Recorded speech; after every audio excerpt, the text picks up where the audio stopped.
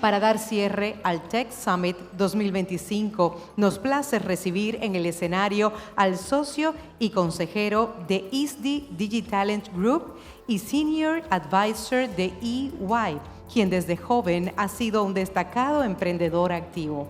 Comenzó su carrera empresarial a los 21 años, centrándose en la mejora de las competencias digitales de los profesionales y empresas, dirigiendo su enfoque en preparar a los individuos para los desafíos del entorno digital actual. Sin más preámbulos, damos la bienvenida a nuestro invitado internacional, el señor Rodrigo Miranda Beltrán, con la conferencia «Cómo reinventarse en un mundo cada vez más digital». Un aplauso para el señor Rodrigo, bienvenido a nuestro país y a este escenario. Muy bien. Buenos días a todos, a todas.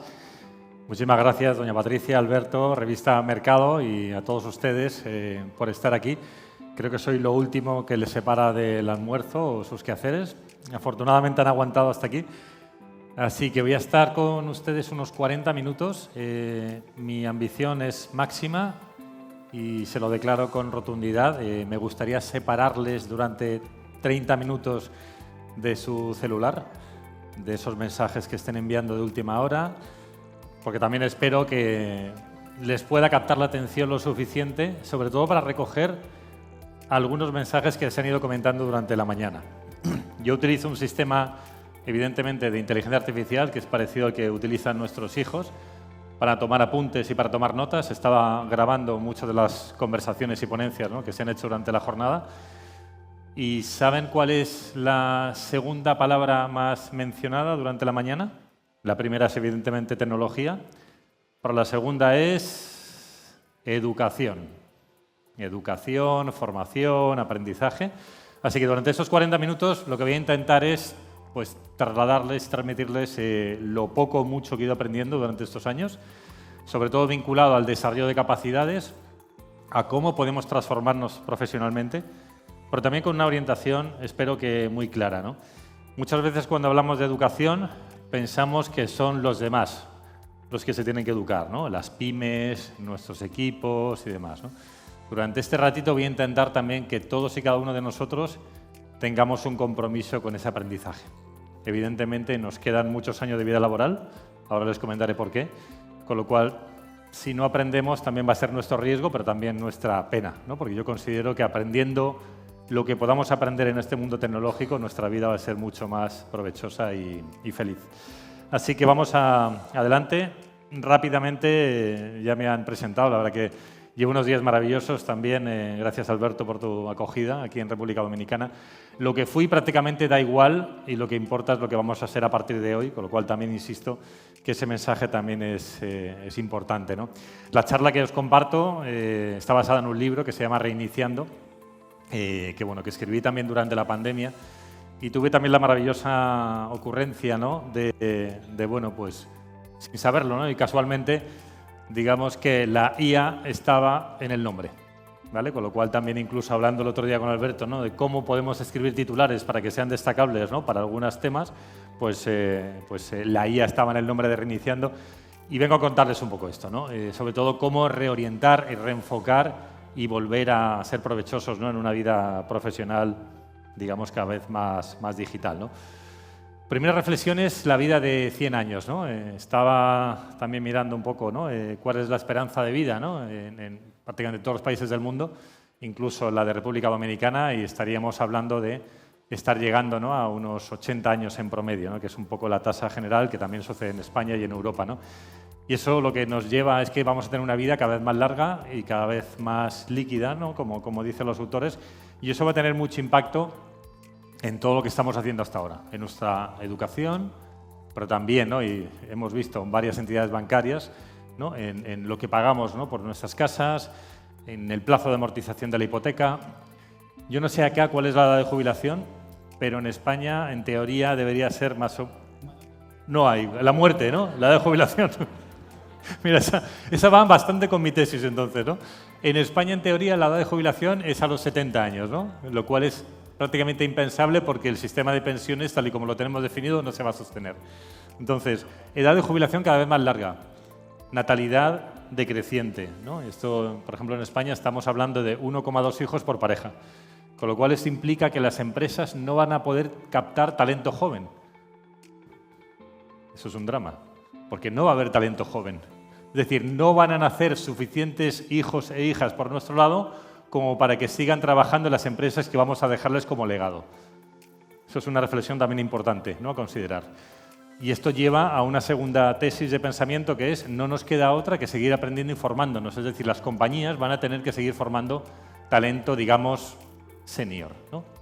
Y cuando uno pone la palabra senior en el talento, parece que, digamos, que es un talento mayor, viejo, caduco, y esto es muy al contrario, ¿no? Es talento, digamos, viejoven, que es un poco lo que estamos acuñando ahora, ¿no? Ese viejo con ganas de seguir, ¿no?, dando guerra. Y lamentablemente el talento senior ahora mismo se está reconociendo en torno a los 45 años. Cuando uno tiene 45 años, dejadme hacer esta encuesta: ¿cuántos tenéis más de 45 años? O igual, las mujeres pueden no votar. No, venga, sí, votamos todos. ¿Vale? Más de 45, digamos que estamos en torno a un 40%, ¿no?, de la sala, ¿no? Cuando uno tiene 45 años, prácticamente nos queda media vida por delante, porque 25 años atrás estábamos eligiendo lo que estudiar y 25 años para adelante, bueno, en República Dominicana no, pero en España en teoría uno se puede jubilar, ¿vale? Con lo cual, con 45 años puedes volver a darle la vuelta al disco y volver a pensar qué quieres ser y qué quieres hacer con tu vida. Y aquí la pregunta lo hago a ustedes.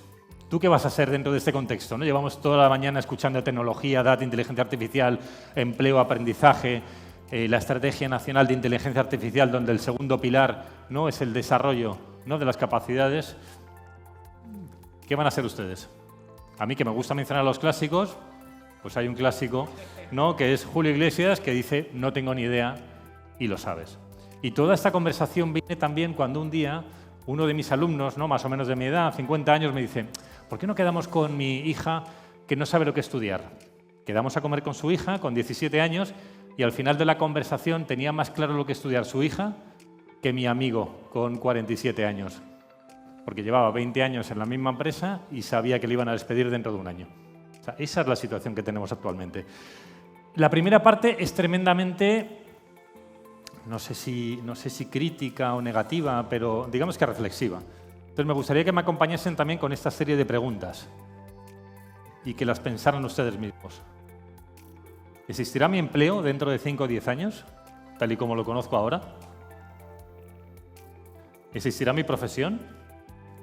¿O se habrá automatizado total o parcialmente? Yo creo que, fruto de lo que hemos escuchado también esta mañana, estamos viendo que parte de mi profesión probablemente se tenga que automatizar. Si todavía existe mi profesión, ¿estaré capacitado para poder desempeñarla o no? ¿Tengo a día de hoy las capacidades necesarias? O sea, son preguntas inquietantes, ¿eh? Insisto, que luego acabaré por todo lo alto, pero digo que estas preguntas son tremendamente relevantes para que uno reflexione sobre su futuro. ¿Y cuáles son, ¿no?, esas capacidades que yo necesito? Y también si alguien me puede ayudar o no a afrontar este reto, ¿no?, en nuestro día a día, ¿no? Y para mí las preguntas clave, y ahora sí que me gustaría que tomaran su celular y me siguieran un poco el juego, son dos, ¿vale? La primera: ¿qué aprendí durante el mes pasado? Entonces me gustaría que tomaran su celular y se pusieran una cita con ustedes mismos mensual, repetitiva. Síganme, por favor, háganlo. Agarran su celular, tomen el calendario y pongan una cita. Mensual, repetitiva, en el momento que consideren, en el momento que puedan tener un ratito de reflexión y puedan dedicarle media hora simplemente a pensar ¿qué he aprendido el mes pasado? Esa pregunta es tremendamente relevante y tremendamente crítica cuando hablamos de desarrollo y capacitación del talento. ¿Vale? Y la segunda, que es peor todavía, y esta si quieren no cierren la agenda porque la pueden poner también, esta cada mes, y la segunda es: ¿la empresa para la que trabajo hoy me volvería a contratar hoy con las capacidades que tengo hoy? ¿Sí o no? ¿Entiende la pregunta? ¿La empresa para la que trabajo hoy me volvería a contratar hoy con las capacidades que tengo hoy? ¿Cuántos dirían que sí, sin duda? yo que tengo visión de toda la audiencia, les diría que no supera el 25%. Es decir, 25% de los asistentes aquí consideran que la empresa para la que trabajan hoy le volvería a contratar hoy con las capacidades que tienen hoy. ¿Cuántos dirían que no? Es decir, que consideran que la empresa en la que trabajan hoy no les volvería a contratar hoy con las capacidades que tienen hoy. ¿Cuántos dirían que no? ¿Nadie levanta la mano? ¿2? ¿Los demás? ¿3? Bueno, esto es parte también de la reflexión que quiero que tengamos, ¿no? Es muy importante también que seamos conscientes de cómo estamos desarrollando nuestras propias capacidades y qué estamos haciendo, ¿no?, para no quedarnos atrás. Esta cita, si me permiten también dentro del juego, si la pueden poner cada 6 meses, ¿no?, que podemos tener un tiempo más o menos razonable de reflexión, es más que suficiente. Bien, dentro de esa inquietud, ¿no?, en la que uno más o menos puede intentar pensar qué hago con mi vida, hacia dónde voy y demás, quizá dos temas también para mí muy importantes, ¿no?, que es todo lo que sucede en la nube, ¿no? También se ha comentado y estoy aprendiendo también estos días, ¿no?, que República Dominicana es un lugar tremendamente representativo, importante dentro de la interconectividad, ¿no?, de toda la región y también de todos los ecosistemas cloud. Dos temas importantes, ¿no? Primero, el poder trabajar en la nube. El segundo, también poder aprender en la nube. Y una de las cosas importantes que aprendimos, se ha comentado también un poco durante la pandemia, es que podía teletrabajar, es decir, podía trabajar desde mi casa para la empresa que me tenía contratada, ¿vale? Y esto lo que ha sucedido es que ha ido evolucionando prácticamente para pensar que en lugar de trabajar desde mi casa para la empresa en la que venía trabajando hasta ahora, puedo trabajar desde otro lugar que no sea mi casa. Es decir, puedo moverme, el que la tenga, ¿no?, en la casa, en la montaña, en la playa, en cualquier lugar, y seguir trabajando para esa misma compañía. Pero ya nuestros hijos y nuestras hijas lo que se están dando cuenta es que ¿para qué voy a trabajar para una empresa local? Y se ha comentado en esta última mesa, si perfectamente puedo trabajar para cualquier compañía en cualquier lugar del mundo. Es decir, puedo vivir donde quiera y trabajar donde quiera, ¿vale? ¿Conocéis el concepto de nomadismo? ¿Sí? Es bastante desesperante y triste seguir el hashtag en X o en Instagram de nomadismo, porque lo que solemos ver es gente viviendo en Bali, típicamente trabajando un par de días a la semana para cualquier lugar del mundo y disfrutando, ¿no?, de la vida allí. Bien, esas dinámicas, ¿no?, también de nuevas profesiones, y se han comentado también aquí antes del World Economic Forum, se van a desarrollar en red. Es decir, que de nuevo prácticamente cualquiera podemos trabajar desde cualquier lugar para cualquier sitio. Y el formato en el que vamos a trabajar esas profesiones va a ser cada vez más corto. ¿Quién conoce esta plataforma, Upwork?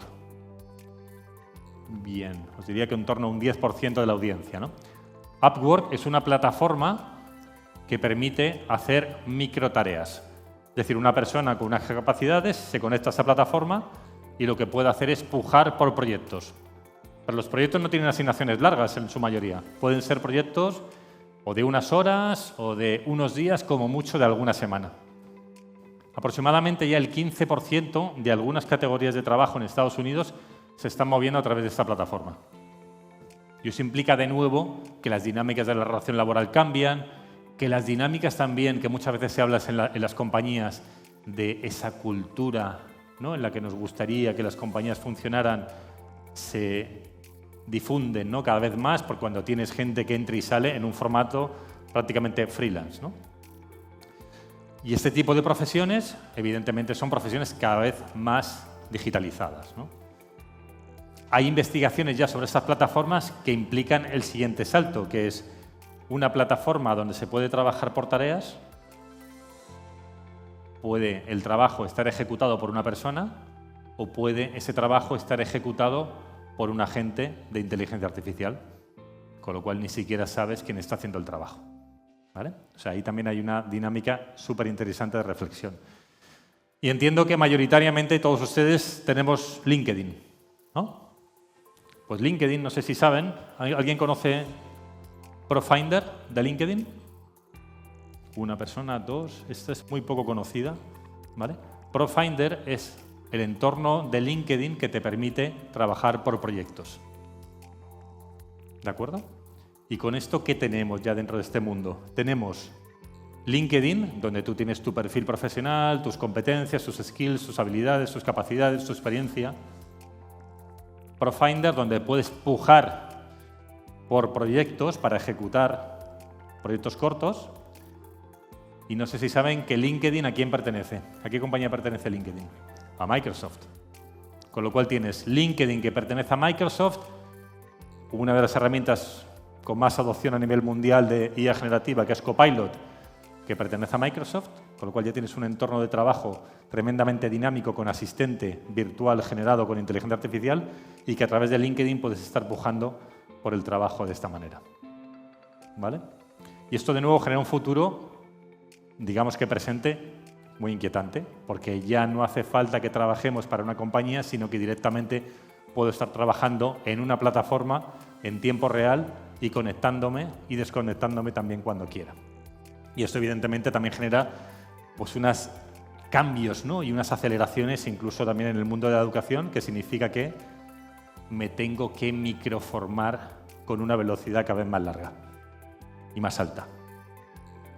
Evidentemente uno puede reconvertir su perfil profesional a través de formaciones un poco más largas, 3 meses, 6 meses, incluso un año, una maestría y demás, pero cuando estamos hablando de ejecuciones muy verticales y muy concretas, tengo que estar actualizado de manera continua y constante. De hecho, esas plataformas, cuando estás pujando por alguna de esas tareas, te ayuda, ¿no? Para decirte, estoy viendo que no consigues, ¿no?, el trabajo por el precio que querías, o estoy viendo que te está costando, ¿no?, que tu propuesta profesional sea aceptada por otras compañías. ¿Por qué no te formas en este tipo de capacidades y herramientas? Y de nuevo, LinkedIn tiene la solución porque hace unos años compró una plataforma de aprendizaje que se llamaba Lynda. Lynda.com es ahora LinkedIn Learning, con lo cual de nuevo tenemos aprendizaje en LinkedIn, entorno de trabajo por tareas, Profinder. LinkedIn pertenece a Microsoft, con lo cual tengo Copilot. Con lo cual el entorno de trabajo que nuestros hijos y nuestras hijas deberían estar aprendiendo a día de hoy es entornos de este tipo. Poder trabajar con total versatilidad para cualquier lugar, desde cualquier lugar y con capacidades cada vez más rápidas incluso en su cambio. Transición. He sido, insisto, un poco así como tétrico, ¿no?, en la primera parte de la situación y la descripción, pero todo esto también tiene una parte positiva, que es vamos a pensar que nuestra transición o nuestros cambios profesionales se pueden llevar a cabo de una manera relativamente planificada, ¿no? Y aquí también les comparto que llevo tiempo pues trabajando con el Gobierno de España, ¿no?, con lo que allá se conoce como la Secretaría de Estado de Digitalización, que incluye también la vertiente de inteligencia artificial, desarrollando planes de educación y de formación a nivel masivo, ¿no? El señor Mazara, ¿no?, al principio comentaba una de las situaciones más críticas que cualquier país puede afrontar, y no solo lo afronta República Dominicana, sino también España y Europa, que es la brecha digital. Es decir, tenemos que ser capaces de formar de manera masiva a un conjunto muy amplio de ciudadanos y ciudadanas para que no sientan una ruptura digital, y ya no solo para poder trabajar en el mundo digital, sino prácticamente para poder disfrutar de cualquier servicio digital que cada uno de nosotros pueda tener en su mano. Telecomunicaciones, banca, seguros y demás, ¿vale? Aquí también me hago unas preguntas, que es cómo gestionar, ¿no?, todo esto, ¿no?, para hacerlo lo mejor posible y para sufrir lo menos posible, ¿no? Y ahí también tengo algunas recomendaciones, que es intentar, ¿no?, aprender a transicionar, pues como yo lo llevo haciendo también durante un tiempo, que es el arte del triatlón, ¿no? A mí me gusta, en mis aficiones personales, hacer triatlón. He tenido la suerte de hacer durante 13 o 14 años lo que se llama el triatlón de larga distancia, que es el Ironman, que es un poco nadar 4 kilómetros, montar en bici 180 y luego hacer una maratón, y todo esto el mismo día, y más o menos tienes que poner cara de pasártelo bien, porque si no luego las fotos sales un poco mal. Y uno de los momentos más delicados, ¿no?, de este deporte es el momento del cambio de disciplina, ¿no?, que es esa transición, ¿no? Entonces, lo que también me gustaría que pensaran, ¿no?, ustedes, y desde luego también no solo ustedes, sino que les ayudasen a sus equipos a pensar, es cuántas profesiones vamos a tener en lo que nos queda de vida, cuántas transiciones vamos a tener que acometer, qué tipo de cambios vamos a tener que afrontar. Y evidentemente hay una parte que tenemos que tener en cuenta desde el punto de vista vital, que es la emoción y la sensación que uno tiene que vivir cuando se queda sin empleo o cuando está cambiando de empleo o cuando tiene un momento, ¿no?, de cambio o de búsqueda profesional, pero luego también el tipo de formación y educación que tenemos que tener, ¿vale? Hace poco también tuve la suerte de comparecer en una comisión con el Senado, ¿no?, con el Gobierno de España, y le recomendaba una cosa que para mí era muy sencilla, ¿no?, que era en España, y los que venís de allá seguramente lo conocéis, y yo no sé si aquí en República Dominicana hubo algo parecido, había un esquema, ¿no?, de financiación bancaria que era la cuenta ahorro vivienda. La cuenta ahorro vivienda en nuestra época en España significaba que un ciudadano podría ahorrar dinero en una cuenta específica y utilizar ese dinero con beneficios fiscales para comprar una vivienda. Y eso dinamizó el mercado inmobiliario y permitió también el acceso a probablemente muchas personas que no tenían recursos para acceder a vivienda. Yo en esa comparecencia proponía algo similar, pero desde el punto de vista de la educación y de la formación. Es necesario que generemos una cuenta ahorro-formación de tal forma que cada uno de nosotros podamos ahorrar una parte representativa de nuestro salario, representativa no hablo más del 5, 6, 7% mensual, como para que ese dinero luego lo podamos utilizar para formarnos cuando lo necesitemos. Lamentablemente también por experiencia en educación, en la escuela en la que trabajo, que formamos a muchos profesionales, ¿no?, en momentos de reconversión profesional, cuando uno se queda sin empleo, muchas veces quizá no tiene el dinero disponible como para poder formarse en lo que necesita y volver a reorientar una carrera profesional, ¿no? Con lo cual, insisto, entiendo que estas dinámicas de transición también tienen que verse preparadas, ¿no?, por una financiación y por un ahorro bien pensado y proactivo. Y aquí también para aterrizar sobre este modelo, ¿no?, de dinámica de trabajo, la que hemos vivido hasta ahora, una compañera con la que di clase en Estados Unidos, en San Francisco, Sally Thornton, hablaba de dos modelos muy diferenciados, ¿no? El antiguo modelo, en el cual teníamos dinámicas en las que estudio, trabajo y quien pueda se acaba jubilando, ¿no?, o no, hasta la muerte. Modelos cada vez más mixtos, ¿no?, donde tenemos educación, parte de trabajo, un poquito de ocio, ¿vale? Y según vamos avanzando en la vida, digamos que la ponderación es diferente. Y ahora actualmente, en esta, digamos, esta década, ¿no?, de 2020, 2025, estamos más hablando de múltiples trabajos, es decir, múltiples tipos incluso de profesiones, por persona, por individuo, por profesional, pero cada vez más hablamos de este tipo de esquemas, en el cual estamos trabajando cada vez más por proyectos. Podemos tener una vinculación concreta y específica en una compañía, pero también podemos tener otros tipos de colaboraciones, trabajos. A lo mejor quien está trabajando como profesional en una compañía también mentoriza alguna startup o también puede estar dando clase en alguna institución educativa. Es decir, puede tener diferentes vinculaciones en distintos proyectos, ¿no? Con ella hicimos, ¿no?, un esquema, también cuando estuvimos allí en clase, que a mí me gusta también representarlo de esta forma porque amplía, ¿no?, un poco esta visión, ¿no? Y es también con el que me gustaría que se quedaran, ¿no?, que es el primero, aprendizaje continuo. Por eso, si me han seguido un poquito el juego y si alguno de vosotros tiene esa cita con uno mismo dentro de un mes y dentro de 2 meses, se tiene que hacer esa pregunta: ¿qué he aprendido durante el último mes? Y ese aprendizaje continuo para mí es muy relevante porque también te tiene que dar respuestas sobre ¿tengo que aprender más?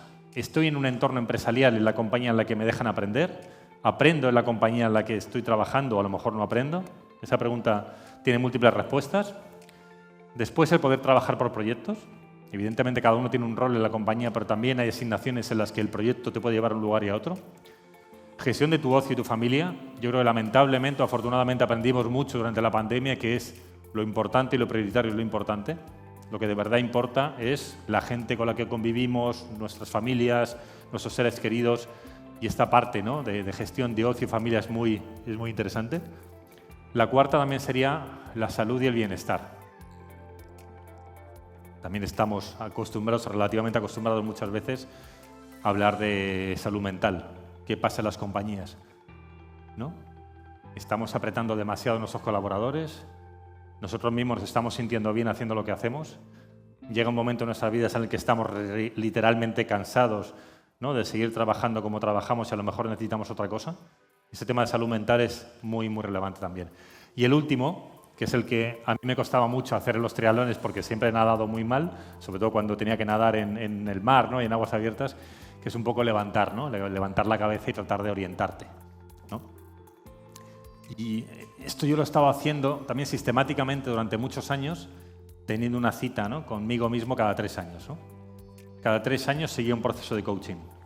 Y en ese proceso de coaching, con un coach que me ayudaba, le preguntaba, o me ayudaba él a responderme, si realmente quiero seguir haciendo lo que he venido haciendo en esos últimos 3 años. Y esa pregunta también, de nuevo, me ayudaba a darme cuenta si el camino que estaba teniendo era el adecuado. ¿De acuerdo? Digo todo esto y en el contexto, para que me entendáis bien, he fundado una compañía, la he vendido, he tenido responsabilidad con el fondo que nos compró para seguir trabajando en esa compañía durante una serie de años y comprar otras compañías más. Y además tengo 4 hijos, un perro y un gato. ¿Vale? O sea, digo que este tipo de preguntas me las hago dentro de un contexto en el que las obligaciones, digamos, familiares son intensas, ¿no? Como para no pegar un bandazo en la vida personal de cada uno.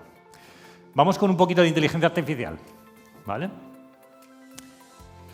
No quiero hablar ni explicar en qué consiste la inteligencia artificial, pero simplemente me gustaría destacar 3 cosas que normalmente apenas se hablan, ¿no? De la inteligencia artificial.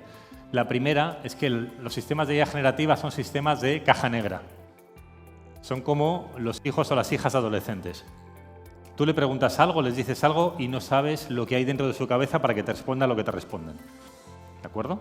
Con lo cual, los sistemas de IA generativa funcionan muy parecido, que es no sé lo que pasa dentro para darme la respuesta que me está dando.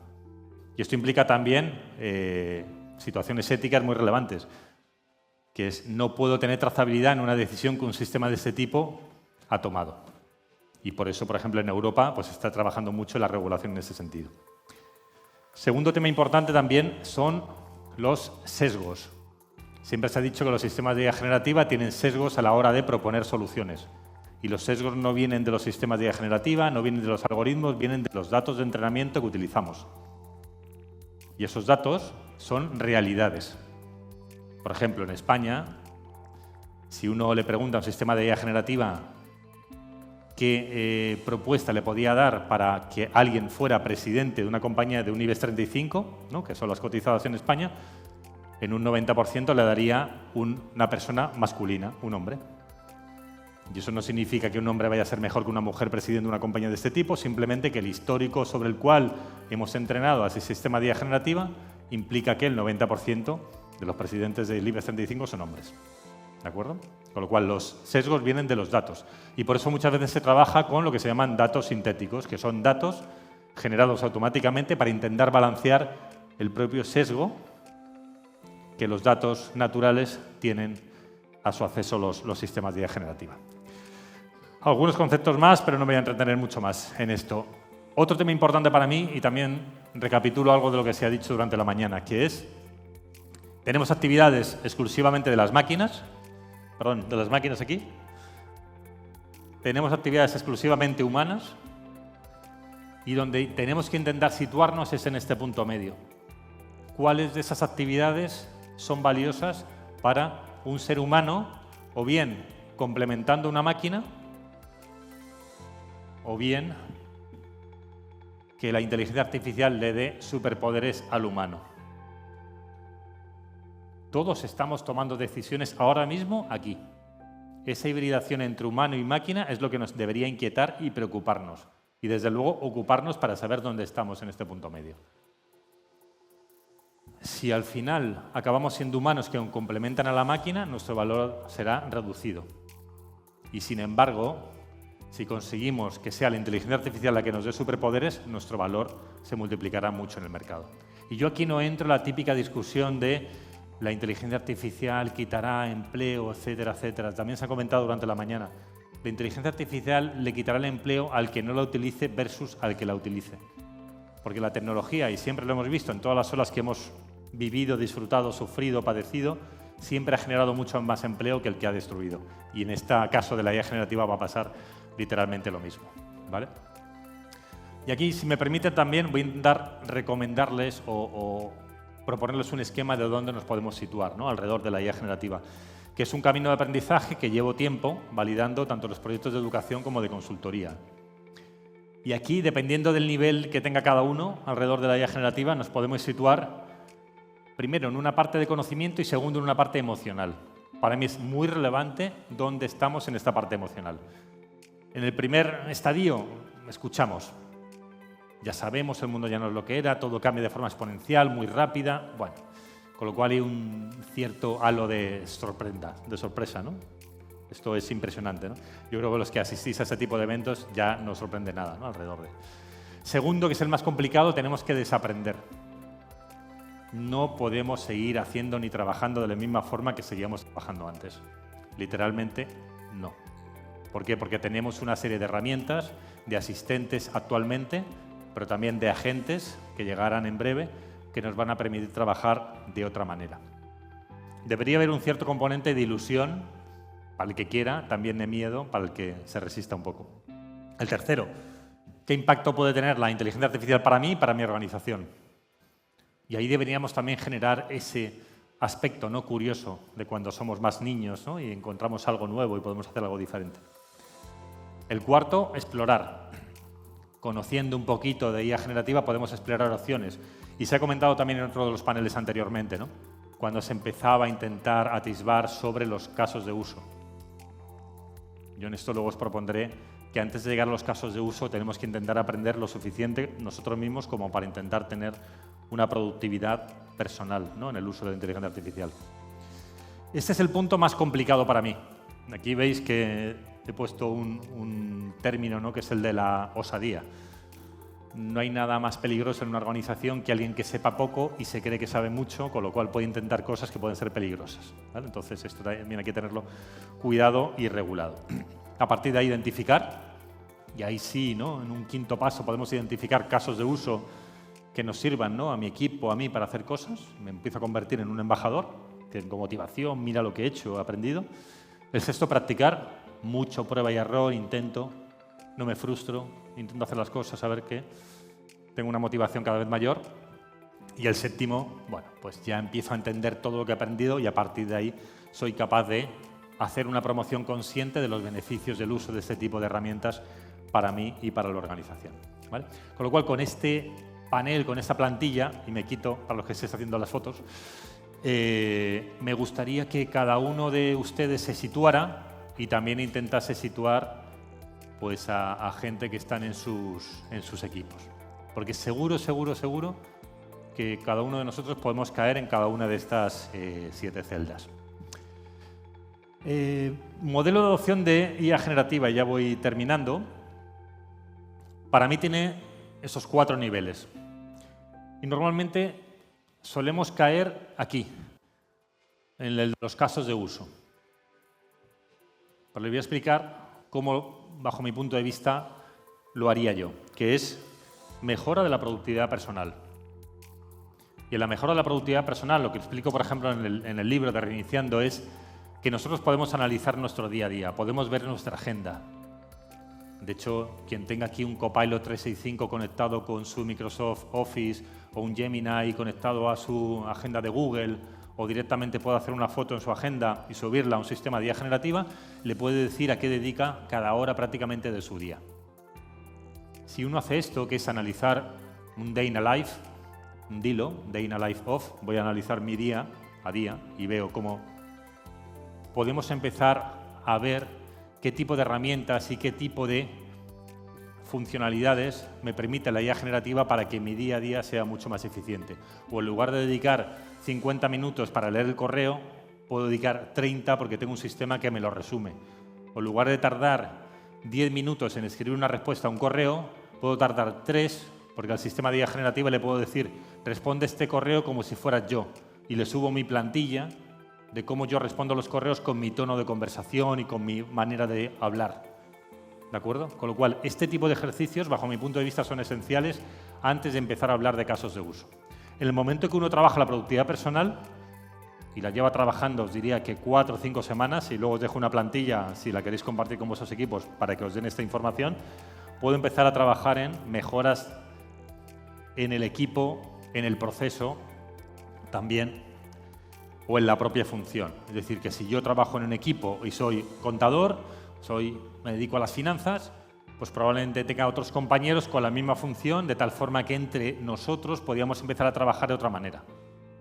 Con lo cual aquí empezamos a compartir cosas dentro de los equipos. El equipo, la función, el rol, el proceso que ejecutamos puede ser desarrollado de otra manera. Y aquí también me gustaría sacar un mensaje importante. No solo nos quedemos con que la inteligencia artificial generativa mejora la productividad y reduce el tiempo. Hay un componente importante de la IA generativa que es la mejora de la calidad del trabajo que entregamos. Y esto no lo podemos dejar de lado, ¿vale? Y otro elemento adicional de la IA generativa que es la posibilidad de diálogo. Es decir, con tu sistema de IA generativa bien entrenado siempre vas a tener un compañero o compañera que te va a ayudar a hacer cosas. ¿De acuerdo? ¿Cuántos tienen ChatGPT de pago? De nuevo diría que un 35%, ¿vale? Yo les recomendaría utilizar un sistema de pago de ChatGPT, por lo menos pruébenlo durante 2 o 3 meses. Van a ver que las dinámicas de interacción, la versatilidad, la capacidad que te da el sistema es mucho mayor que el sistema gratuito. Evidentemente, mejor usar el gratuito que no usar nada. Tercer nivel, colaboración entre departamentos. Podemos tener equipos ya colaborando, pero cuando anteriormente hemos subido de nivel. Productividad personal, calidad, empezamos a trabajar dentro del equipo y a partir de ahí empezamos a ver procesos entre los departamentos en los cuales empezamos a comunicarnos y a entender que las cosas pueden fluir y desarrollarse de una manera diferente. Y el último, digamos que es el más aspiracional de todos. Yo por lo menos he visto muy poquitas empresas que estén cambiando dinámicas en el modelo de negocio gracias a la IA generativa, aunque las hay, es empezar a ver que hay cambios esenciales en el modelo de negocio de la propia compañía. Pero vamos, para llegar aquí es muy difícil si no hemos conseguido dar los pasos de la persona, el equipo o la colaboración entre equipos para intentar tener un modelo de adopción consistente. Me ha gustado mucho una de las frases anteriores donde hablaban de adopción versus confusión. Para mí es una de las frases esenciales, ¿no? También de la mañana, ¿no? Si queremos adoptar con claridad este tipo de procesos. Y yo utilizo mucho con los equipos con los que les ayudo, ¿no? a la adopción de IA generativa una hoja de ruta tan sencilla como esta. Hacemos un taller, levantamos y ayudamos a levantar el DILO, el Day in a Life de un profesional, permitimos, ¿no? que la gente dedique 1 o 2 semanas a analizar cómo trabaja y a partir de ahí cada empleado, cada colaborador nos tiene que entregar una hoja como esta. Yo les diría, copien esta hoja e intenten aplicarlo ustedes mismos. Aprendan lo suficiente de IA generativa, un poquito, leyendo, mirando en LinkedIn y demás, y a partir de ahí intenten trabajar en qué voy a hacer distinto, cómo lo voy a implementar. Aquí estoy siendo razonablemente paciente, Q1, Q2, Q3, Q4, estoy dando casi 1 año para implementar cosas, y después 4 líneas que me permitan, con una definición de objetivos muy clara, tipo OKRs, es qué voy a hacer, cuál es el resultado clave, qué recursos necesito, y aquí si quieren, aquí pone presupuesto, pero si me lo quieren sustituir por impacto generado, también me vale, que es cuánto tiempo voy a reducir en mi forma de trabajar y qué calidad he generado gracias a esa forma de trabajar distinta. ¿De acuerdo? Si esta plantilla la comparten en sus equipos y tenemos un proceso de adopción mínimamente coordinado, les aseguro que en 4 o 6 semanas estamos viendo cómo cada persona está logrando o levantando productividades de en torno a un 7, 8, 10% personal. Y quien no quiera hacerlo se queda fuera también de la película. Ya casi acabo, productividad y calidad, ¿no? Insisto, con ese mensaje y sobre todo también con las personas. ¿Conocen Crystal Knows? Quien tenga LinkedIn, ¿conoce Crystal Knows? Una herramienta que se llama Crystal Knows. Crystal Knows, casi nadie la conoce. ¿Tú sí? Madre mía, pues te diría que 1 de cada 1000 conoce esta herramienta. Luego, si quieres, hablamos, ¿vale? Cuando acabemos. Crystal Knows es una herramienta espectacular que lo que hace, y probablemente aquí haya gente que sepa de psicología, muchísimo más que yo, es te permite obtener estereotipos de personalidad. Crystal Knows no tiene nada que ver con IA generativa, pero es una herramienta de inteligencia artificial que leyendo de tu LinkedIn, y yo lo podría hacer con cada uno de ustedes, podría obtener qué tipo de personalidad tiene, lo que se conoce como el perfil DISC. Y esto es tremendamente provechoso y productivo. Les saco aquí algunos esquemas, en este caso sobre mí. ¿Cómo es Rodrigo? Pues mira, crea mucha energía en el trabajo, le gusta la aventura, la energía social. ¿Qué me drena a mí? ¿Qué me quita energía? Lo dice la herramienta, pero acierta 90%. Pasar mucho tiempo solo, sentirme atascado en el mismo lugar, que me hagan micromanagement. Yo no soporto que me hagan micromanagement, que me estén preguntando qué estoy haciendo en cada minuto. Es tremendo, ¿vale? Con lo cual, los que conocéis un poco el perfil DISC, veis que yo me sitúo aquí, la parte más influyente, más social, ¿vale? Y este tipo de herramientas, yo he estado también trabajando en algunos proyectos en los cuales aquellos de ustedes, por ejemplo, que tengan ventas corporativas, ventas B2B, en el que, por ejemplo, la venta se tenga que hacer una persona que tenga un perfil de LinkedIn, pues acabas mezclando desarrollo de marca personal más un LinkedIn tipo Sales Navigator que te permita abrir conversaciones y este tipo de herramientas que te permita entender cómo quiere la persona a la que le vas a vender que tú le cuentes las cosas. Porque los seres humanos somos tremendamente diferentes y hay gente que prefiere que le cuente las cosas de manera inductiva y otros deductiva. Hay gente que prefiere una Excel, hay gente que prefiere un PowerPoint. Hay gente que prefiere que te levantes y pintes en una pizarra y hay gente que prefiere que le enseñes un documento escrito. Pues todas esas diferencias tenemos que ser capaces de entenderlas y existen gracias a herramientas como estas. ¿Vale? Ese es el principal hallazgo. Y ya para terminar, bueno, pues esto digamos que Regreso al futuro, ¿vale? La famosa película. Os voy a dar para mí 10 claves o 10 recomendaciones que, insisto, espero que podamos compartirlas en el futuro, ¿no? Que son las 10 claves que comento en el libro. Primero, los ciclos. Yo creo que nos tenemos que olvidar del mundo que hemos vivido hasta ahora. O sea, tenemos que asumir que en nuestra vida vamos a tener varios ciclos de vida, de trabajo, de estudio, de ocio. Vamos a mezclar cada vez más todo esto. El segundo, el futuro de tu profesión. E insisto, esto ya no es qué van a estudiar mis hijos. Esto es cuál va a ser mi profesión. Mi profesión dentro de 5 años va a seguir igual, no va a seguir igual, va a cambiar, tengo que adaptarme. Y sobre todo también, qué competencias digitales tengo que tener para ser competitivo en mi profesión. La tercera, la automatización de tu rol. Alguien seguro que en tu compañía, sobre todo las grandes, está pensando cómo prescindir de ti. Yo tengo muchos amigos, yo estudio ingeniería de telecomunicaciones, que son ingenieros de procesos. Y el trabajo de un ingeniero de procesos es intentar optimizar procesos para tener menos personas haciendo el proceso. Con lo cual, si trabajas en una empresa pequeña o es tuya, fenomenal, porque nadie va a estar pensando en eso. Pero si trabajas en una empresa grande, seguro que hay gente pensando en cómo automatizar tu perfil. Entonces, automatízalo tú. Toma tú la delantera. Intenta ser tú el que haga las cosas mejor. Esto abre una conversación también muy interesante que tuve hace poco con sindicatos en España. Esto abre la conversación tan relevante como que se reconoce que la productividad generada gracias a la IA generativa está en torno al 10%.